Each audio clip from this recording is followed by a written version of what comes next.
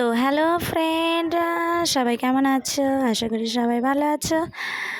আর আমি তো ভালো আছি, তার কারণ ননদের বাড়ি এসেছি। তো দেখো, সকালে বেরিয়েছি আর রাত 11টা বাজে।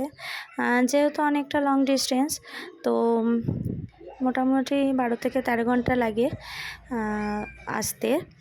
তো সকালে ট্রেনে উঠেছি, তো নেমেছি 10টা হয়ে গেছে, এই 10:30টার মধ্যে ঢুকে গেছি।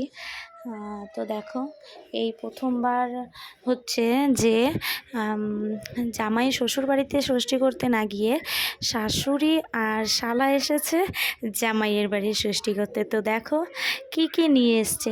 এই প্রথমবার দিদির বাড়ি আসলো ভাই, তো দিদির জন্য কি কি এনেছে দেখো একটু, তোমরা দেখতে থাকো।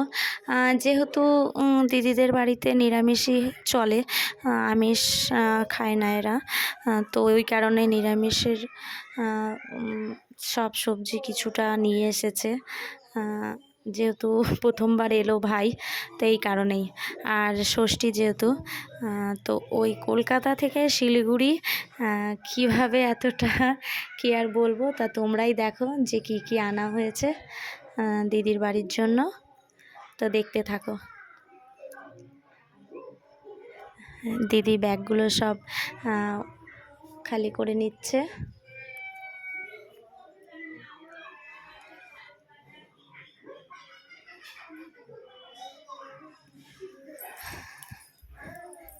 তো আরও ইচ্ছে ছিল কিছু আনার, আমরা পারিনি, যেহেতু সঙ্গে বাচ্চাও ছিল, আর আমরা দুজন মানুষ, আর বয়স্ক দুজনও ছিল, আমার মা আর মাসি শাশুড়ি, মানে আমার দিদির মা, ননদের মা।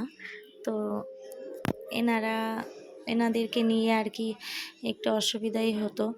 তো এইটুকুই পেরেছি। একটু কাছাকাছি হলে তো আরও কিছু আমরা নিয়ে যেতাম, তো ওটাই একটু দুঃখ আছে।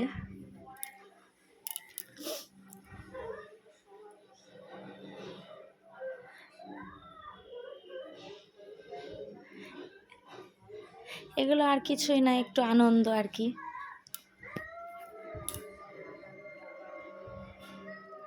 এই যে টিফিন বাটি এইসব দেখছো, এর মধ্যে সব মিষ্টি দই, এটা হচ্ছে আমের আম শুটকি না কি বলে, যাই হোক আম, ছোট আম।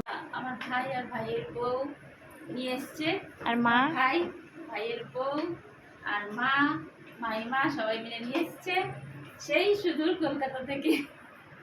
আপনারা দেখুন আর আমার সঙ্গে আপনারা একটু খুশি হন। বাবা,